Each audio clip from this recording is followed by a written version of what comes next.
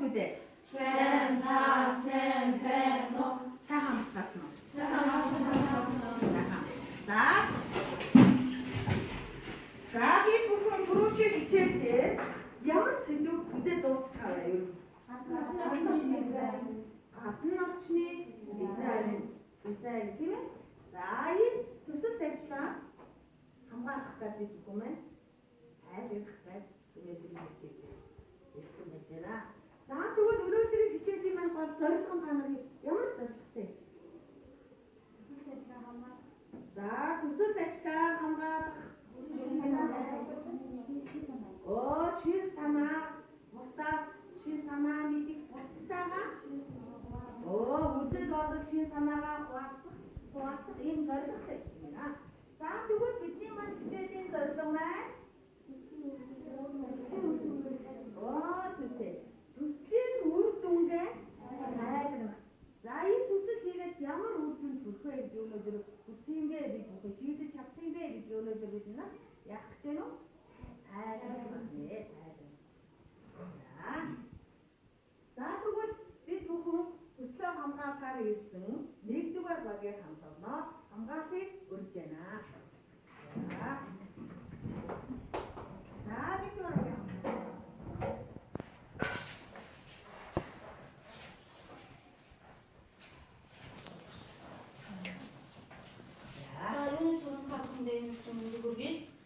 За бидний 7 хоногийн турш тоглосон төсөлт ажлын маань ажлаа өнөөдөр тайлбарлах гэж байна.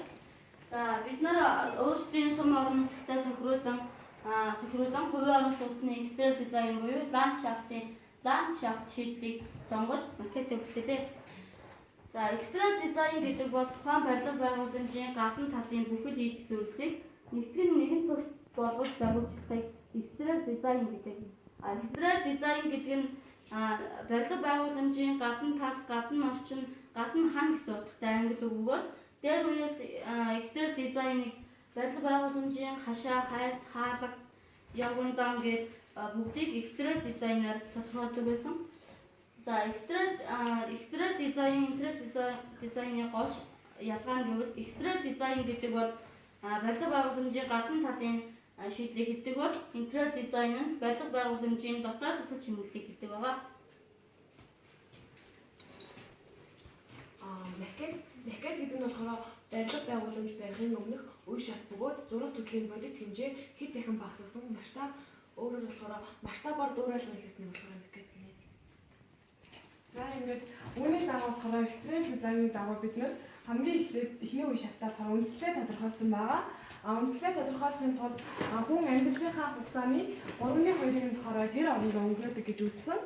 Тиймээс орон сууцны гадаад дотоод засаг чимэглэл ая тухтай байх хэрэгцээ шаардлага нь болохоор бидэнд тулгарч үүсдэг. Тэгээ иймээс хүмүүсийн хэрэгцээ шаардлагыг хангахын тулд иж бүрэн тогтжуулах гадаад байдлыг бий болгох үүднээс болохоор үндслээ тодорхойлоод судалгаа хийж өөрсдийн дизайныг зохион бүтээж энэхүү макетыг бүтээсэн.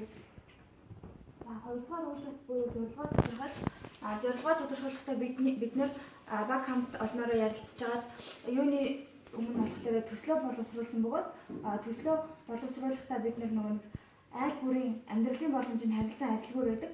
Үүн дээр үндэслээд болохоор одоо жишээлбэл шинээр гэр болж байгаа хосууд болохоор маш их үн өртөг шаардаж байранд ордог. Тэгээд тэр байр нь болохоор гаднаа тийм чөлөө цагаа өнгөрүүлэх тийм тусгай газар, тоглоомын талбай, ногоон орчин бүрдээгүй тийм янз бүрийн чанартай, чанаргүй янз бүр байдаг. Үүн дээр үндэслээд бид нар болохоор нэг их үн өртөг шаардахааргүй.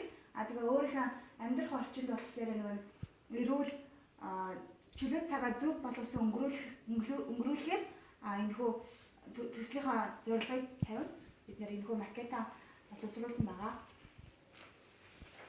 За 3 удаа бид нэг энэ төсөл ажлыг хийхэд тулд айлуудын хашаагаар явж судалгаа хийсэн байгаа. Нийт 20 айлын судалгаа хийхэд ердөө 4 айл нь гадаа мод ямар нэгэн зүйлэг цэцэрлэгжил хийсэн. Харин үлцэн айлууд нь ямар нэгэн тийм мод тариагүй тэгээд гадах талбайгаа тогтчуулаагүй байсан.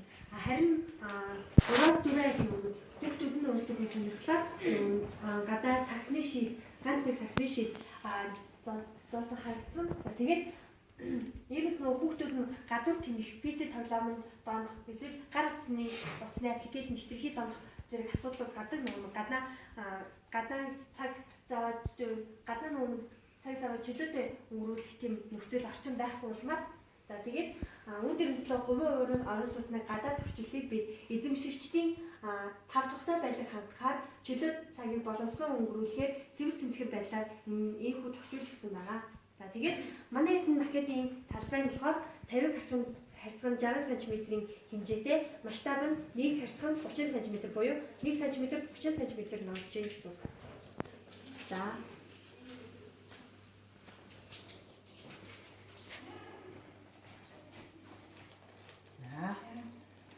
За танаа энэ бол талан зураг. Халаан зураг. Дээрээс харсан халаан зураг нэ тийм ээ.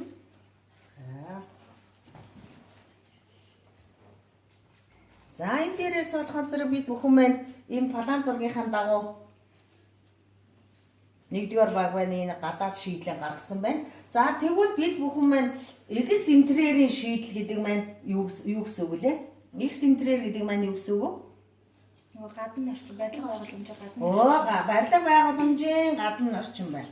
За тэгвэл та бүхэн барилга байгууламжийн гадаад орчны дизайнд бас анхаарал энэ макетыг хийсэн байна. Тэгээд түүнийг бас ая тухтай байлгахын тулд орчиндээ холбосон байна тийм ээ. За энийг бид бүхэн маань юу гэж хэлдэг вүлээ? Энэ орчин ландшафт гэдэг тийм ээ. Тэгвэл бид бүхэн маань зохицоор нь орон нутгийнхаа онцлог тохируулаад судалгаа хийсэн. Хэдэн айлаар орж судалгаа хийсэн? 20 айлаар орж судалгаа хийсэн. Тэгэхэд ер нь тэр айлуудын дотоод байдал ямар байсан бэ? Ер нь ямар байсан? Хөвчлэн тийм яамны зүлэг мод тариагүй. За тэгээд ганц нэг айлууд нөгөө хүүхдүүд их сонирхлоор саксны шид зоосон юм. Тэгээд өөр ямар ч нөгөө нэг тийм тав тухтай орчин бүрдүүлэг байсан. За тэгвэл та нар болохоно зэрэг бас тав тухтай орчин одоо эднийх болохоно зэрэг энэ сагсан бөмбөгний шид байна, волейболын талбай тийм ээ. Тэгээд ийм сандалтай энэ бүх байна. Одоо орчин үед бол бид бүхэн маань хөдөлгөөн маань чухал, эрүүл мэндийн маань гол үндэслэл хөдөлгөөн гэж үзээд байгаа шүү дээ тийм ээ. Тэхийн зэрэг энэ хөдөлгөөн бол чухал байна гэж энийг шийдэж өгсөн бол бас давуу талтай байна тийм ээ. Бас маш их зөв байна. За энд нь болохоно зэрэг энэ юу юм? За энд юу гэж өгсөн? Хүүхд тоглох илс. Хүүхдийн тоглоом илс байна. За энд Сүдрэлч. За сүйдрэгч дотроо юу байгаа юм? Сандал ширээ байна тийм ээ. Сандал ширээ байна. За энэ талаа машины гаража байшингийнхаа хажуу талд шийдэж өгсөн байна тийм ээ. За ингээд ийм замтай, чулуун замтай. За энтэй болохонд зэрэг чирэгжүүлэх усан. За бассейнтай, цэцэгтэй, ногоомоо төвлөлтэй тийм ээ. За ингээд энэ болохоно зэрэг танаах бол судалгаа эдийн засгийн судалгаа хийсэн байна тийм үү? За эдийн засгийн судалгаа хийхэд чинь энэ бүх юмнуудыг бий болгоод нөгөө залуучууд маань өндөр үнэтэй байранд орох гээд тийм ээ бас эдийн засгийн хувьд бас мөнгө төгрөг хөрөлцөх нь хомсгон байна. Тэгээд ийм шийдлийг өдөө орон нутагт болгоно ялангуяа бид нар бол өөрийнхөө орон нутагт гэж ингээд шийдсэн юм байна тийм ээ. За тэгвэл тэр хоёрын хооронд зөрөө гарч яана эдийн засгийн хувьд бол За хамгийн доод үнэ зах зээлийн хувьд бол 2 руу байр гэхэд 80 сая бүтэж байгаа. Харин манай тэр нь болохоор нөгөө гадна талбай за ихэнх байрууд нь ерөөхдөө гадна талбайтай ч нөгөө аюул осол маш их хүртэх асуудал маш их гардаг. Харин бид өөрсдөө ийм хувийн орон сууцыг барьж чадсанаар яг 2 руу байрны хэмжээтэй тийм хөрөнгөөр өөрийн жилийн цагаа боловсруулах хувийн ийм орон сууцаа барих боломжтой гэж үзсэн байгаа. За тэгвэл энэ үтнэр болохоор эднийг болгоно давуу тал нь бас байшин барилга тийм ээ тогтчлолтой ингэж хийхин давуу тал өшөө энэ хувийн орон сууцтай байх нь өшөө ямар давуу тал харагдаад байна энэ дотор юутай болж байна энэ хашаа юун дээр барьдээ Өөрийн гэсэн газар.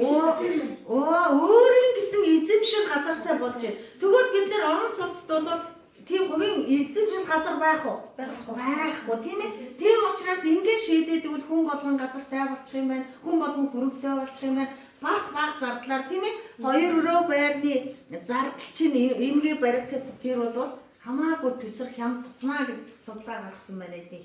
За өшөө шинэ мэдээлэл юу байна хүүхдүүд? За эдний багаас бүгдээрээ ярилцъя. За ярилцъя хүүхдүүд. Асуух юм юу байна уу?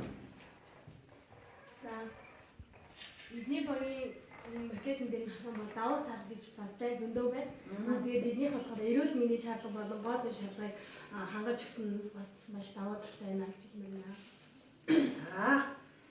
За тэр эрүүл ахуй гоо зүйлсээ бас давуу талууд байна тийм ээ. За энэ бол хөдөө орон нутагт манай хөдөө орон нутагт бол ийм хашаа байшин тогтчлолтой газар бол байхгүй тийм ээ, судалгаа хийсэн байгаагүй. Тэгвэл одоо бид бүгдээрээ ийм хашаа байшинтай болвол яасан бэ? Одоо тэгээд манай Монгол улс даяар бол нөгөө хөтөлбөр бас хотод явагддаг штэ тийм ээ. Хашаа төслөө тийм ээ. Тэр хашаа байшин маш гоё харагддаг байлээ. Тийм бас хөдөө орон нутагт бас энийг хэрэгжүүлээд үзье. Ийм бай гэсэн эдний баг мундаг гоё санаа гаргасан байна. Заавшаа юу байна хүүхдүүдээ? Тэгээд нойлны дотроо юм уу тий?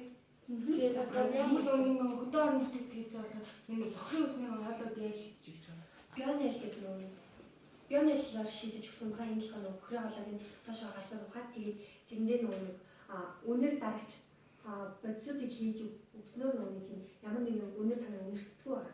Хайлуулагч тийм ээ. За бодисоо тийм ээ. За тэгж хийж байгаа. За борж юм орчин үеийн шиг. Заавшаа юу байна хүүхдүүдээ? За энэ дөрөв аягүй гоё юм хийсэн байна. Тэгээд шин санаа гэх юм бол тэр нөгөө орон сууцаа болохоор нөгөө гараж нь жоохон ходоодоо байж аягүй эрүүл ахуйн шаардлагыг аваа илүү хангах юм болов уу гэж бодож болж байна. За эдгээр сэлхоны зэрэг эднийхээс юу харагдаж байна гэхээр зэрэг энэ байшин нотхоны зэрэг гараажтайгаа ойрхон байна гэдэг тийм үү? Тэгвэл нөгөө юу харагдаад байна? Ойрхон болохоор танах юу гэж хэлээд байгаа юм? Асуулаа гаргах юм бол эрүүл ахуйн шаардлага. За зүйтэй байшинд нь ойрхон болохоос зэрэг нөгөө хүүхдүүд гарч гүйж орно тийм ээ. Тэгэхээр зэрэг гараашин дэндүү бас ойрхон байна уу? Гараашаа жоохон өөрийнхөө сууцнаас холхон байрлуулсан бол зүгээр байна гэсэн шийдэл гарч ирж байгаа тийм ээ. Эднийг бол боломж байна л да. Энэ хэсэгтэр бол бас зайтай энтэй болгоо ногоон зүйлтэй тийм ээ. Энийг бас ийш навчаад эндээ гараашаа байрлуулчих юм бол бас боломж байна тийм ээ. Боломж байна. Тийм ээ хүүхдүүдээ. За ийм боломж нөхцөл байх юм байна. За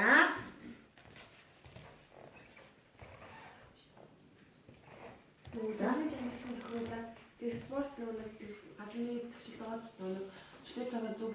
За энэ спорт энэ тогтчлтын дээр нөө энэ дээр нөгөө улирлын чанар зохицуулаад жоохон дээвэр өгөх гэсэн бол гоё ярих юм болов. энэ ч нөө энэ дээгүүр нь тийм ээ. Энэ дээгүүр нь бас дээвэртэй байвал бас их боломжийн байх юм болов уу гэж байна тийм ээ. За гадаад талбайд байх юм цогцолтол учраас дээвэр шаардлагатай гэж бодож байна. Бид нөгөө анхнаасаа жилийн дөрөвлөг тоглох байсан бол спорт тасалбараад гадаад талбайд заалан шийдэж өгөх байсан. Тэгээд энэ нөгөө гадаад талбайд эрүүл ахуйн нөгөө агаар салхи үнэлэхэд бол гадаад явнаа төгсүүлж өгсөн байгаа. За энэ бол гадаад зохицуулсан учраас бид өхөн болоо дээвэр шаардлагагүй болоо гэдэг ингээд дээвэр хийгээгүй зохицуулагдсан байгаа гэж байна. За ингээд энэ нэгдүгээр багийн хамт олон маань биднээсийн үндсэн төсөлд ажил тэр хувийн орон сууцны гадаад экземплер буюу ландшафтыг бүрэн шийдэх ийм макетыг ингээд хийж өгсөн байна. Энэ макет нь бол хүүхдийн хувьд бол маш гоё бол санаануудыг их гаргаж өгсөн байна. Бид бүхэн бол эднээсээс шин мэдээллүүдийг нэлээд олж авлаа. Тийм ээ, шин мэдээллүүдийг олж авлаа. Тэгэхээр бид бүхэнд бол хувийн орон сууцтай айлууд ийм тогтчлолтой орон сууцтай байгаа юу? Танайханд байгаа юу хүүхдүүд ээ? Байхгүй байгаа тийм ээ. Тэгвэл бид бүхэн маань бас гашаа доторх тийм ээ тогтчлолтой бас иймэрхүү хэлбэрээр шийдэж өгвөл маш их ая тухтай байх юм байна тийм ээ. Эднийг бол хүүхдүүд бас ийш тийшээ зөв болгосон өнгөрөө за ингээд PC тоглоом янз бүрийн юм руу цүлээ цагаа өнгөрөөгөөд байна бас тийм ээ ашигтай бас өнгөрөөгөөд байна. Тэгэхээр эрүүл өнгөрөөх зорилгоор энэ айл ийм гаргаж өгсөн байна. Тэгэхээр энэ багтаа бүгдээрээ шинэ мэдээлэл өгсөн багийн хамт олондоо за баярлалаа. За ингээд нэгдүгээр багийнхаа хамт олон суудалтаа суухыг урьжээ.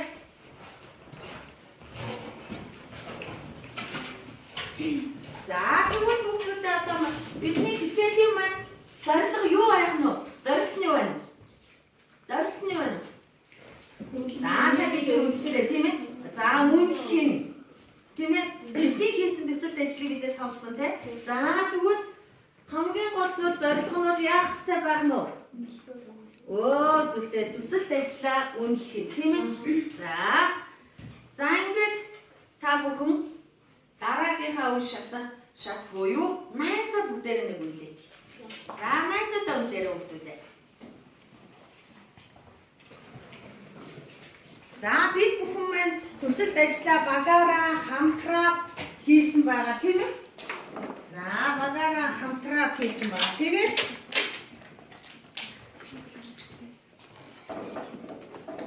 Хин яаж оролцсон бэ? Таамасын энийг хийгээд. За үнэ найзуудаа.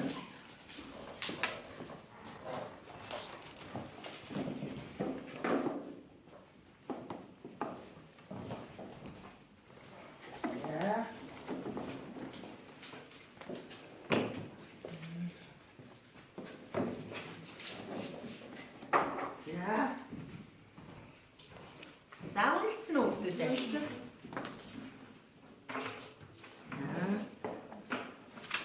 Энэ бас үнэлсэн байна тийм ээ.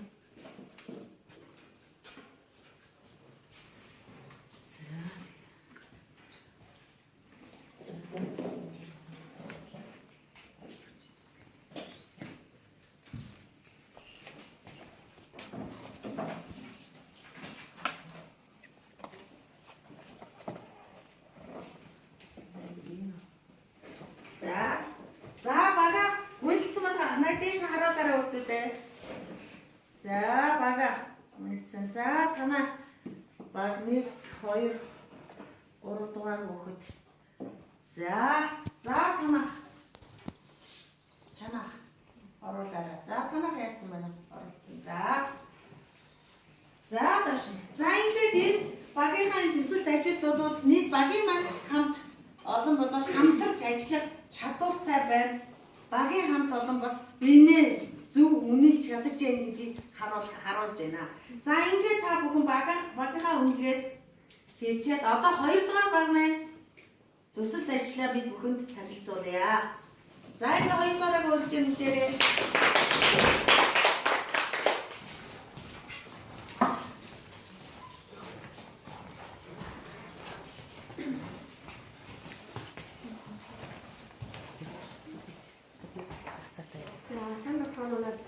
Манай багийн хамт олон болохоор хийсэн бүтээлийнхээ үр дүнг тайлбарлах чинь. За тэгээд санаа бодлоо солилцоод хамтран ажиллаарай. За тэгээд манай багийн гишүүд нь болохоор Бүрүүдава, Намын Эрдэнэ, Игчин, Сууд Эрдэнэ, Ням нэрийг ингээд 5 гишүүнтэй нэгэн зэрэг идэвхтэй оролцсон байгаа. За тэгээд төслийн маань 1-р үеийг болохоор Бүрүүдава ярина. За манайх болохоор хүнсний дэлгүүрийн экстракт дизайны шийдлийг гаргаж өгсөн байгаа.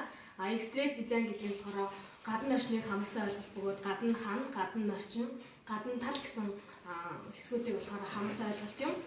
Тэгээд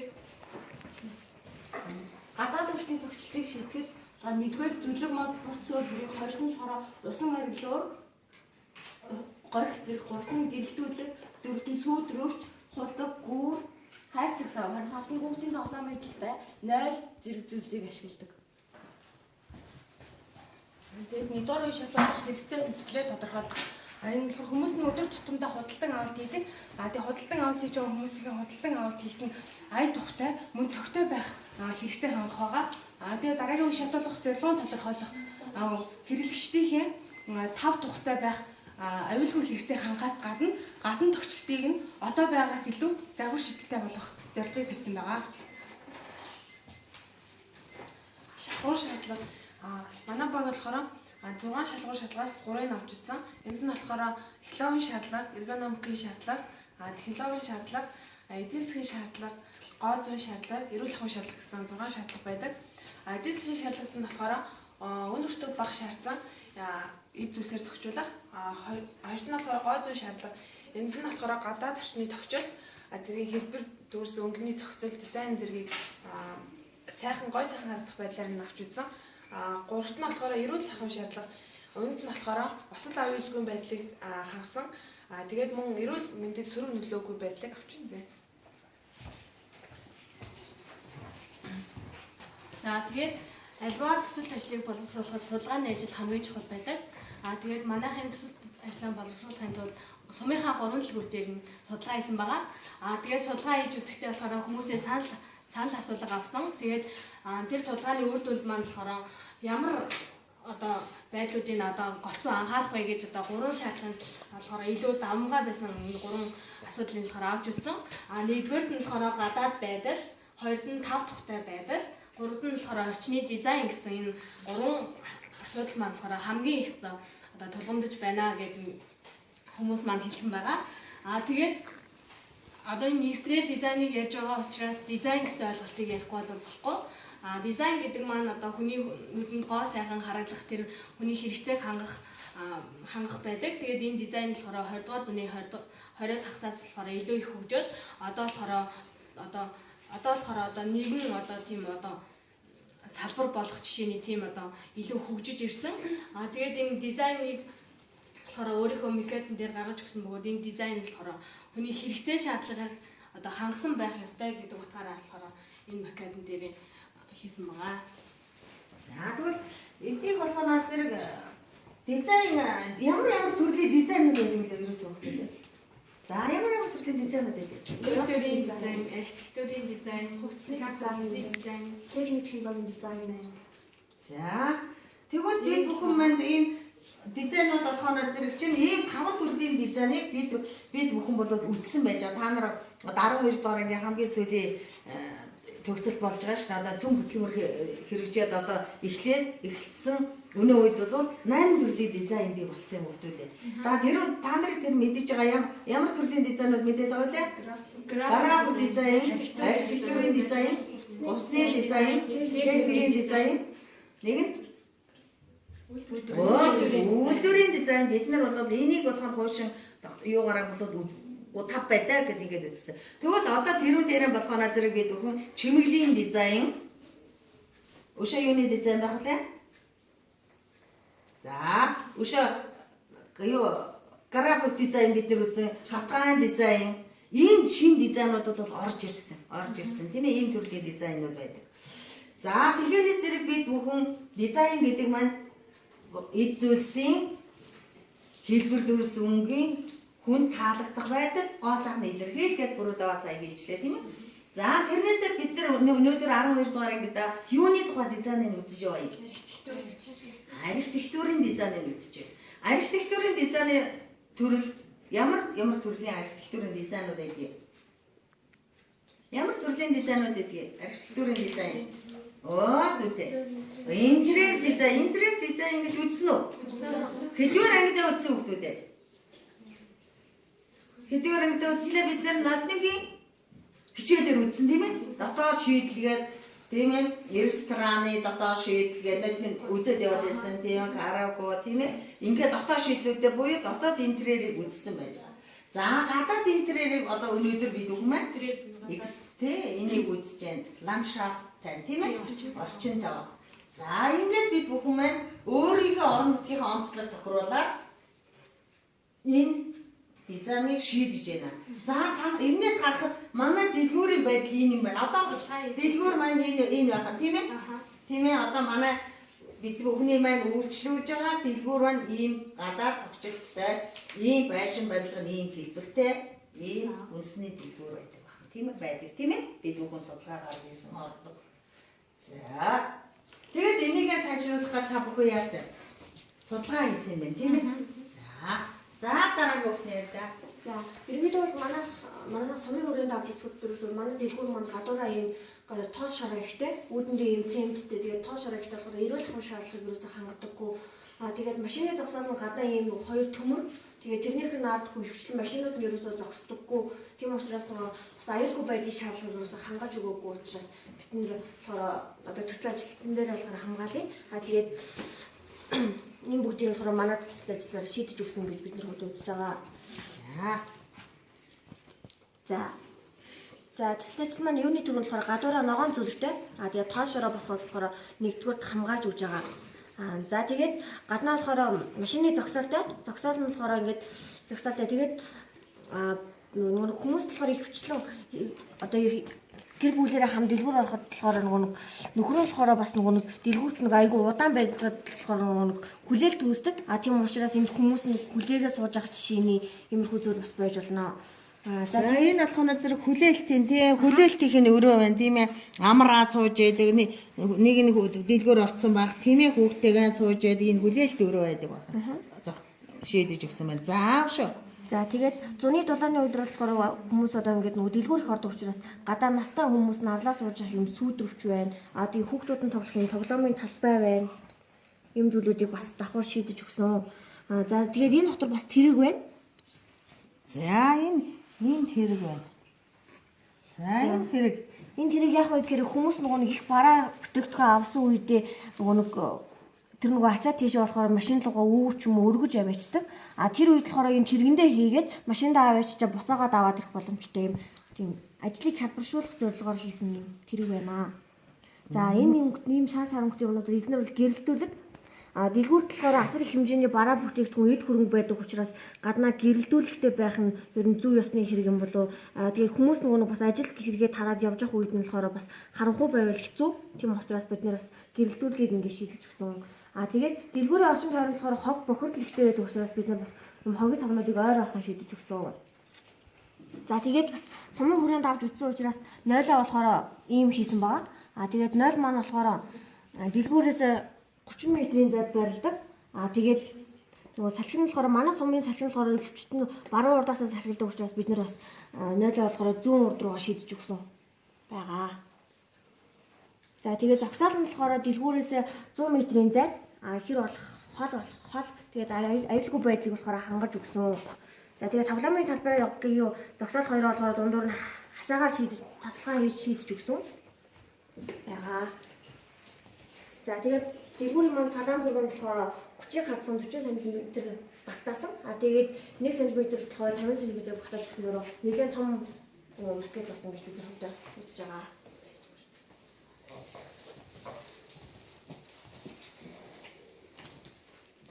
За одоо манай 2 дугаар багийн маань хамт олон маань өөрийнхөө орон нутгийн дэлгүүрт судалгаа хийгээд за тэгвэл манай орны нутгаас судалгаа хийх явцад дэлгүүрээр үйлчлүүлж байгаа хүмүүстэй уулзсан байна тийм ээ. За ингээд дэлгүүрээр үйлчлүүлж байгаа хүмүүстэй уулзаад дэлгүүрийн гадаа тогтчилт ямар байвал манай орон нутагт тохиромж боломжтой сайхан байх вэ гэж энэ судалгааг бидний баг маань маш сайн хийсэн байна. Ингээд судалгаа хийхэд бол бас судалгаануудаас нь үндсэн 3 юмыг чухал гэж авсан үзсэн байна. Тэр хүмүүсийн судалгаанаас бол гадаад байдлаар нахаармаар. Гадаад байдал бас хөнгө үзэмжлэр нахаармаар байгаа байна. Тийм ээ үйлчлүүлж байгаа хугацаанд ая тухтай бас байдал баймаар байна. Гадуур орчин бас.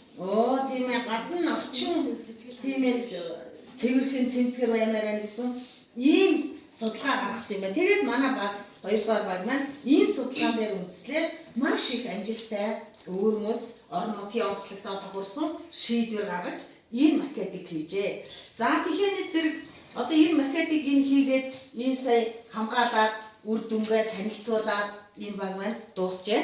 Одоо тэгвэл бүгдээрээ нөгөө багийн хамт олон маань эндээс ямар шин мэдээлэл боломжтой гоё сайхан мэдээлэл хийсэн шийдлүүд байна.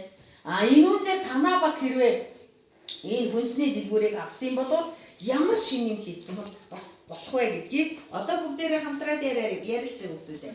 За найзтайгаа ярилцсан бүгдээрээ. За танаа багаас асуултаа ярилцъя. Юу л таашаа тэр 0 нөгөө орон нутгийнхаа салхины зүг чигийг тааруулаад нөгөө байрлуулсан зүг байх л та. Гэтэ нөгөө нэг энэ айгүй гоё мини маркет байгаа байхгүй юу? Гадуураа нөгөө тогтчтой, зүлэг мүлгтэй, хүүхдийн тоглоомын талбайтай. Тэгсэн хэрнээ дэлгүүрийнхээ нөгөө урталтаа нойлоо байрлуулна гэхээр нөгөө ямар ч нөгөө нэг дэлгүүрийнхээ урталт нойлтой тийм газар байдгүй шүү дээ. Тэгэхээр нөгөө энэ харагдах байдал талаас нь жоохон дэлгүүрийнхээ арталт ч юм уу байрлуулсан бол арай зүгээр юм уу гэж би бодож байна. За зүйтэй. За энэ бол бас бодоо штэ. Тийм ээ бас энэ хүүхдүүд судалгаанууд хийхдээ хүн болгон бүрэн төгсөн юм хийнэ гэж аахгүй штэ. Тийм ээ бизнесээ шин мэдээлэл авчид шин юм хийх гэж байгаа болохоос ш. Тэгвэл энэ болоод орон нутгийн салхи бодоод баруун талаасаа салхилдаг. Учираас зүүн урдаа хийгээш эдгээр болоо шийдсэн байна. Тэгэх юм бол бас нойл гэдэг юм чинь бас яг дэлгүүрийнхээ урд байгаад яг ард нь бас хийцэн болоод хашаанаас нь гаргаад хийцэн болоод бас өнгө үзэмж цэвэр эрүүл ахуй шаардлага бас нийцэх юм болоо гэсэн саналыг нэгдүгээр баг маань гаргаж байна. За өшөө санал ямар юм байна хүүхдүүд? Машины гараж нь талбайгаас айлхих хол байгаа. Зарим 30 минут чиндээ барилж байгаа. тэгээд дундуураа нэг хашаа ихгүй бол энэ нэг аюулгүй байдлыг арай хангахгүй бол гэж бодлоо. Хашаад тийм. За энэ дундуураа болоод энэ хашаа хийж өгсөн юм байна л да. Энэ дотороо гараашаа тий. Энэ дундуураа хашаад ороод өөрөөр хэлбэл энэ гарааш маань энэ хашааныхаа энэ гадна талаас ингээд энийг маркетинг хийхдээ болоод ингэсэн болоод бас их зөв байна гэж бодож байгаа шин. Энэ маркет энэ ханы нөгөө нэг ордог машин ордог зогсоод байгаа. Ийш нь харуулаад тийм ээ энтэй хашаагаа хийсэн байх юм бол шууд гаднаасаа ороод эндээ ингээд зогсчихсан болоод энэ болохоор энэгээр харагдахана зэрэг энэ хашаан дотроо орж ирээд ийшээ ингээд зогсоор байгаа зүгтүүдээ тийм ээ. Тэхийн зэрэг гаднаасаа шууд ингээд зогсоод тий зогсоолтай шууд орчдөг бол бас их ажил хөнгөвчлөөд бас их бага материал энэ талын хан болоод орохгүйгээр бас материалаа хэмжээр байсан юм байна уу гэж бас бодож байна тийм ээ. За өшөө. Тэгээд эдний байшин болохоор нөгөө шилэн байгаа. Тэгээд шилнийхээ гадуур бас нөгөө аюул эсвэл дөгтөх магадaltaй учраас дахиад нөгөө давхар хайс хийгээд өгсөн бол бүр илүү нөгөө нэг аюулгүй байдлыг хангах юм болов гэж бодож байна. Зүйтэй.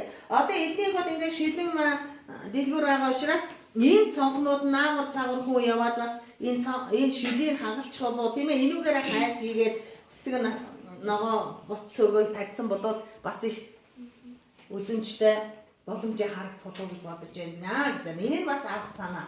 За эднээс бас өшөө ямар санаа байна вэ? Өшөө ямар шинэлэг юмнууд байна вэ? Тийм ээ? За. Энэ маркет нь ардаасаа уушаасаа нэг тийм гэрэл тусдаг. байна л та. Тэгээд харин нөгөө хүнсний эрүүл ахуй гэдэг чинь өөрөө нарны гэр шууд тусахгүй сэрүүн газар хатаж зэрэгтэй. Тэгээд энэ шалгаа яаж хангах гэж байгаа. За манай хүн гэж байгаа шилгүүр дэлгүүр маань гэж 8 төрлийн дэлгүүр 8 нэр төрлийн дэлгүүр байгаа. Түүнээс хүмүүс бараг болохоор хоёулаа байдаг. Тийм учраас нөгөө одоо энэ дэлгүүр маань ийм хэмжээтэй тийм учраас доош нөгөө зөөр хэлбэрээр одоо зөөр хэлбэрээр доороо дахиад байгаа гэсэн. Тэгээд хонглоороо доош одоо зөөр хэлбэрээр доош ороод тэр хэсэгтээ хүнсээ байрлуулаад дээд хэсэгтээ болохоор бараагаа байрлуулах гэсэн тийм зохион байгуулалт байгуулсан байгаа. Тэгэхээр хүнс авахын тулд дахиад мини маркетаа очиж дахиад доодох юм. Үгүй одоо зүгээр нөгөө доош угцсан байна гэсэн үг шүү дээ. Тэгээд шууд доош ингээд нэг газар байгаа. Тэгээд тэрнээсээ доошлол ингээд очих гэсэн үг. Тэгэхээр лангуун дээр байгаа хүнс нь намайг хэлэх гэсэн юм болохгүй. Бараа дээр. Эднийг бодоод энэ дээр болгоно зэрэг дандаа бараануудаа байдлуулчихна гэдэг. Тэгээд доошоо түнэлээр орох юм байна, тийм ээ? Газар түнэлээ тэр дараа хүнсний бүтээгдэхүүнээ байрлуулад. Одоо өөрөөр хэлбэл бид хүн нөгөө нэг харвалны зах дээр ороод доошоо явах хүнсний гурил будаа гэдэг нөгөө жимс гэдэг байдаг шүү дээ, тийм ээ? Тийм байрлалаар манайх байрлуулчихна гэж байна. Тийм байрлалаар бас байрлуулж бас болж байна, тийм ээ? За өшөө ямар байна? Эдний шинэлэг санаанууд юу байна? Өөртөө талын гэх юм бол эднийхээс бусдаас бүр аюу өвөрмөц баг хүүхдийн тоглоомтой, хүлээлийн танхимтай, нөгөө машины зогсоолтой байгаа нь болохоор маш шин шийдэл аваагаар биднээс шин санаа өгч байна. За тийм ийм давуу талууд байна тийм үү? Эднийх төр зөндөө сайхан давуу талууд байна. Одоо энэ хялбарчилсан энэ хотын тэр том дэлгүүрүүчийг энэ ачаага бас машинд аваач тэргээр түрээж очдөг байна.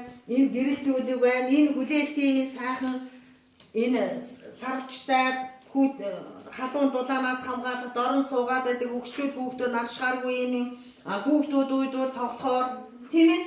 Тэгээд энэ хүлээлтийн энэ өрөө ийм бүх юмнуудыг шийдэж өгсөн энэ баг хамт олон бол маш их юм хийж сэтгэж тийм ээ оюуны шуургыг маш хүчтэй явуулж өгсөн ийм сайхан хамт олон байна. Ингээд энэ хамт олондоо бүгдээрээ баяр хүргэе тийм ээ. Зөндөө шинжилгээ за ингээд хоёрдугаар багийн судалдаас суугаад үрж байгаа бүгдээ.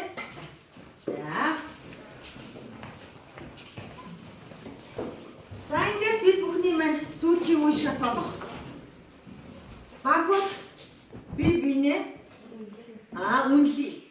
За хоёр багууд үнэхээр эдний баг 1-р 2 2-р 1-р бага ямар хийж вэ тийм ээ. За ийм хийсэн байна гэж үнэлгээнүүдээ өөрснөө үнэлэх тийм ээ. Энэ үнэлгээдээ 3-аас сүүлчийн үнэлгээ бошин өгнө.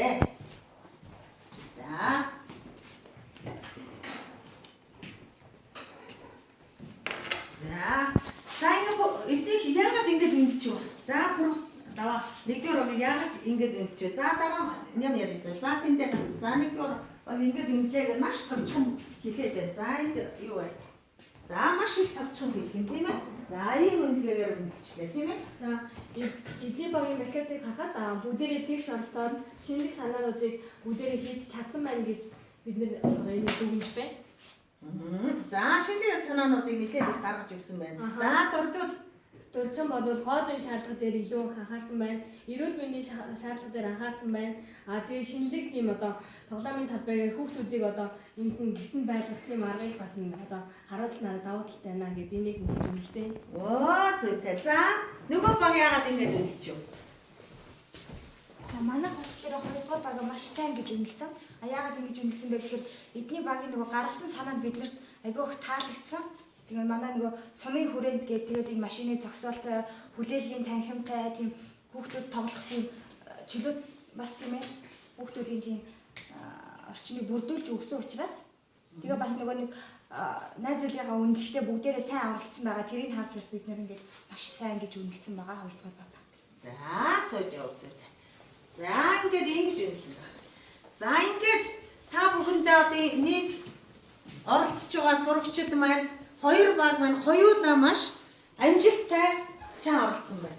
За ингээд энэ үнэлгээ маань хүүхдүүдийн маань энэ макет дээр энэ хийсэн байдал энэ санаа энэ бүх энэ шинэлэг юмнууд ингэж гаргаж өгсөн энийг дуурайгаад за энэ өөрийнхөө орчноо супер марк тиймээ дэлгүүрийг ингэж гаргаж өгөөд манай сумын дэлгүүрээ нүүр царай ийм байгаасаа ингэж мөрөөдөж макет гаргаж энэ сум орон нутагтаа бас хандаг оруулж шээ. Одоо манай сургуулийн маань сургуулийн нээлттэй өдөрлөг болох гэж байгаа тийм ээ. Энэ нээлттэй өдөрлөгөөрөө манай энэ сургуулийн хүүхд маань сум орныхаа төлөө бас ийм санаатай, ийм сэтгэлтэй явдаг хүүхдүүд байна шүү гэдгийг одоо та бүхэн харуулж чадлаа. Ингээд энэ макетыг чинь ийм хийсэн зүйлийг чинь багш нь одоо энэ сургуулийн нээлттэй хаалганы өдөрлөгөөр бас сум орон нутгийн өдөрлөгөд ирнэ.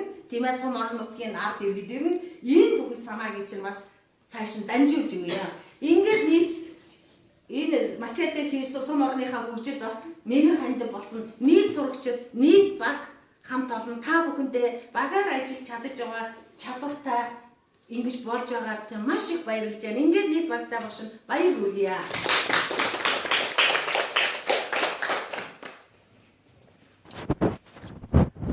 За ингээд одоо бид нар болохоо зэрэг дараагийн хичээл хэдгээр хуудас байлаа? Дараагийн хуудас гаргаарай.